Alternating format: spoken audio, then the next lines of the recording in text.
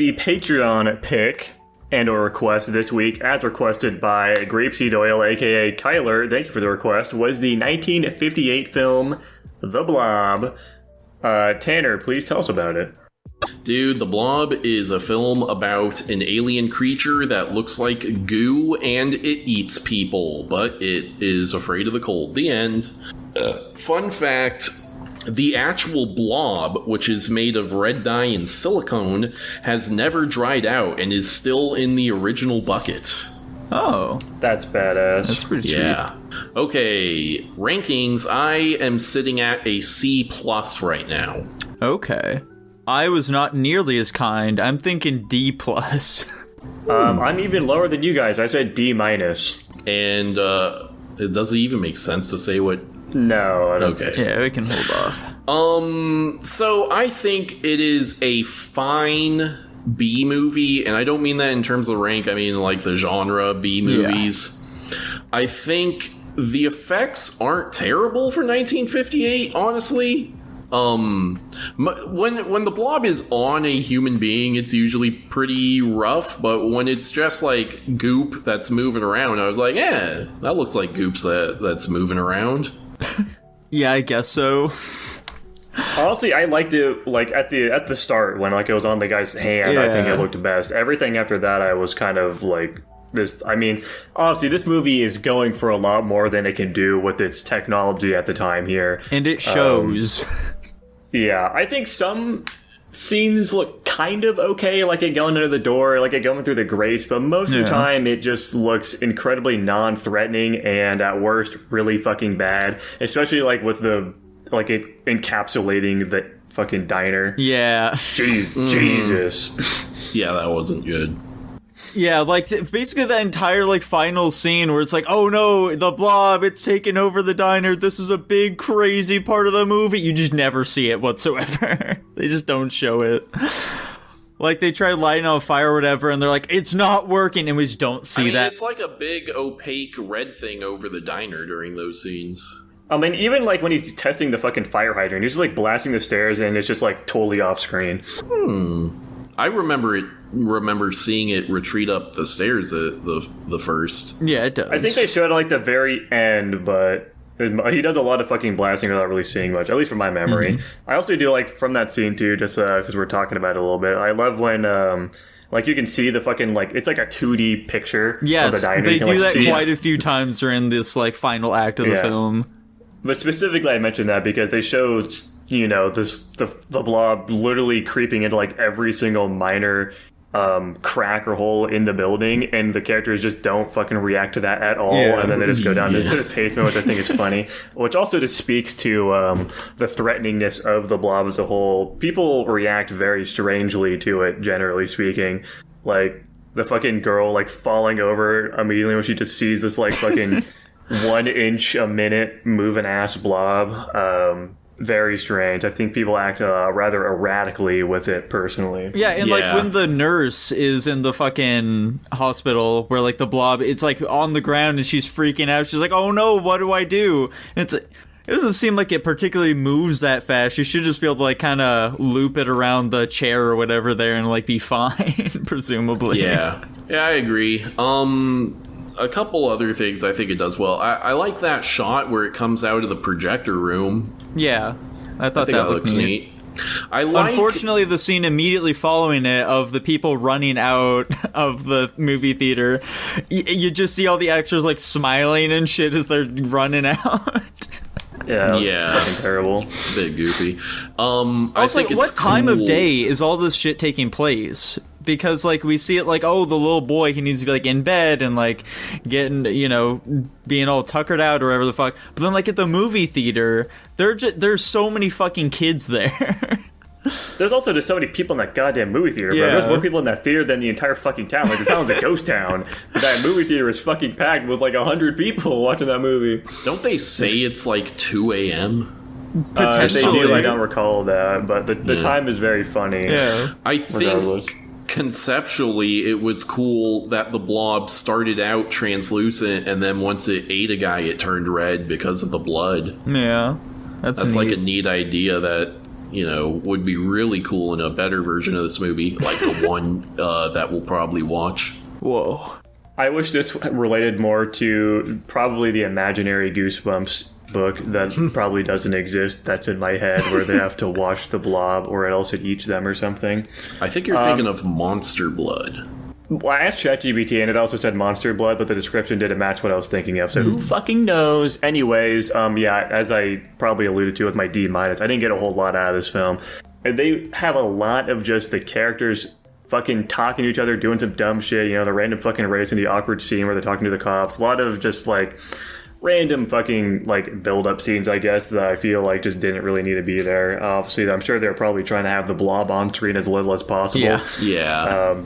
And because of that, it was really fucking boring for me. I really didn't get attached to any of the characters. The last scene was goofy as shit. The acting is not very good throughout.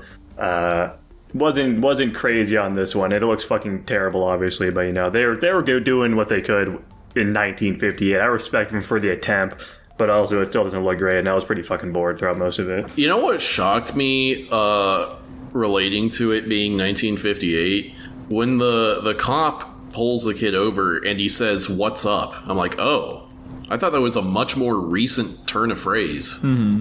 It's always fun when you see those sorts of things where it's like, oh, this sort of like lingo that we use nowadays that's just always been around. Like, I think like "come" is the one that I always go to, where it's like, I feel like that's a much more recent development, but no, it's like fucking everywhere for thousands of years, in fact.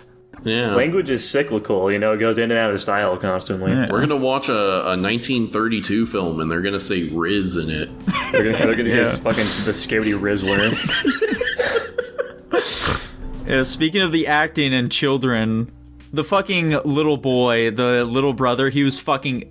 I'm not gonna say his acting was like terrible or whatever, but like whatever sort of like direction or like lines they were giving him were just mind-boggling, because this kid is like 6 years old or something. They're acting like he's 2 or something like that, It's like he just seems like he's been huffing a bit too much of the asbestos. Right.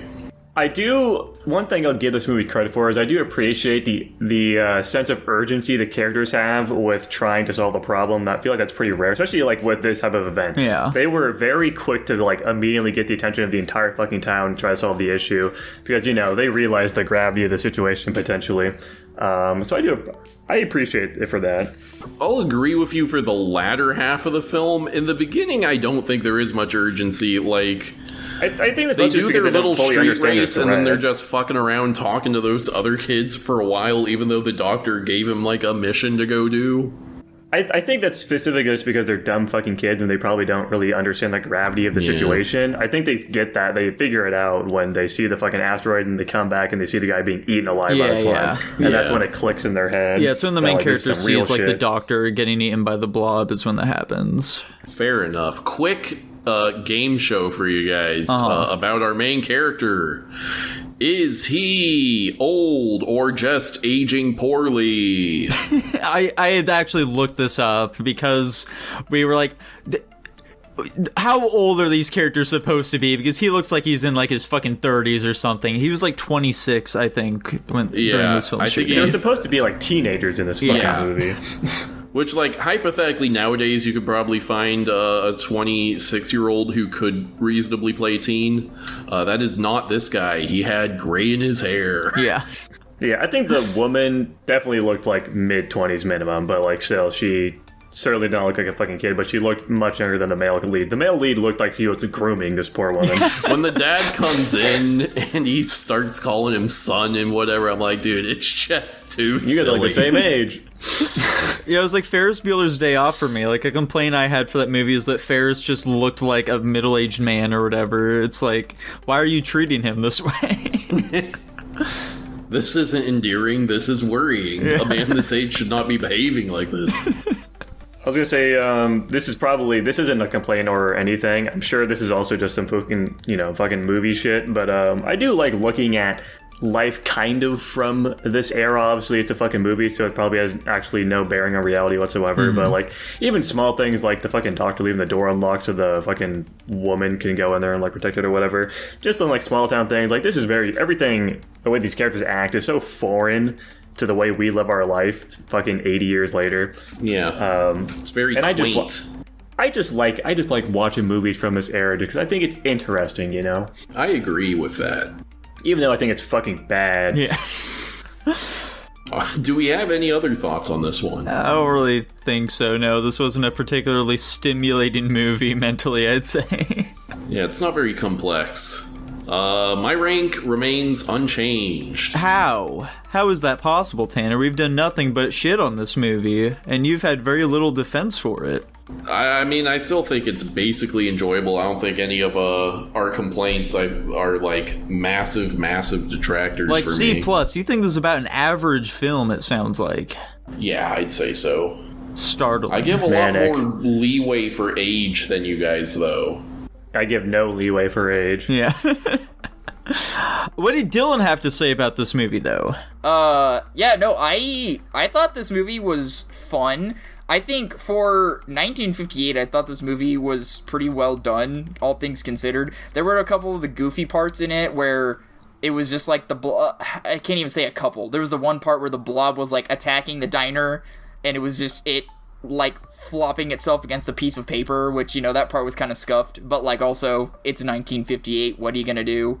Other than that, I think most of the practical effects in this were pretty good. And like, they were using what they had, but they weren't trying to go overboard with it, like another movie that we watched this week. But yeah, I also like how not teenager looking that our teenage actors are. I thought that shit was pretty funny, but hey, you know, well, and I tried to come to the conclusion, like, oh, maybe these teenage actors weren't good at the time, and then they had a child in the movie. I'm like, well, that's not even an excuse now, so I don't even know what to say.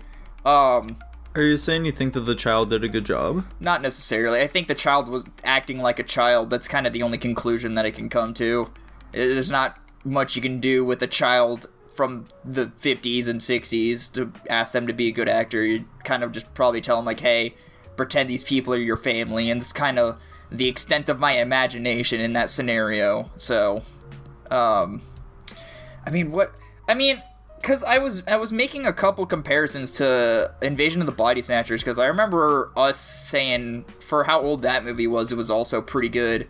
Yeah, I mean, I just kept going back to like how good the practical effects were all around. The acting was fine. It's weird because each era has like its acting style or format, and the 50s and 60s are a weird one where they seem like they're just acting out their normal, like they seem like that's how they'd be like in person, but like also it's like not on the same level of actors we have today. So in my opinion, it's harder to judge actors from way back then.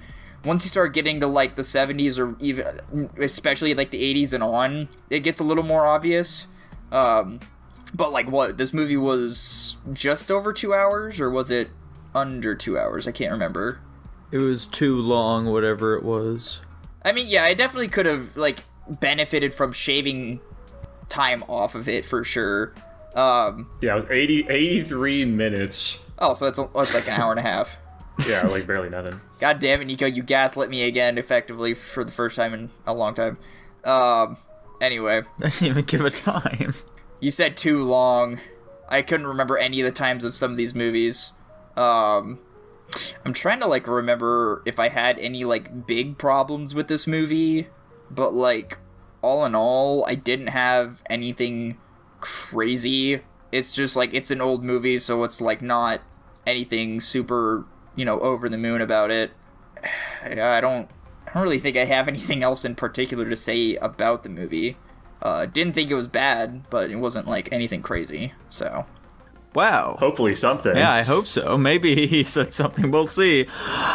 Yeah, so he gave it a B-. That's rather shocking as well. He's also in that more, Positive. yeah, average sort of film. What did he get out of this?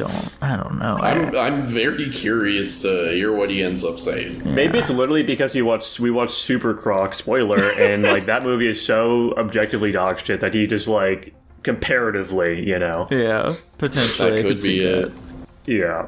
My rank, I would say hasn't changed as well. I definitely think it might be a little harsh. I probably could see myself ranking it to a D.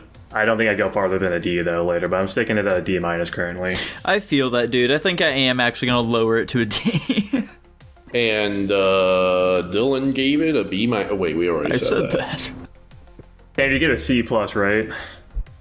I totally just forgot to fucking transcribe these ranks as we're going along. And it lands at a C- overall. Wow. Shockingly generous. Right.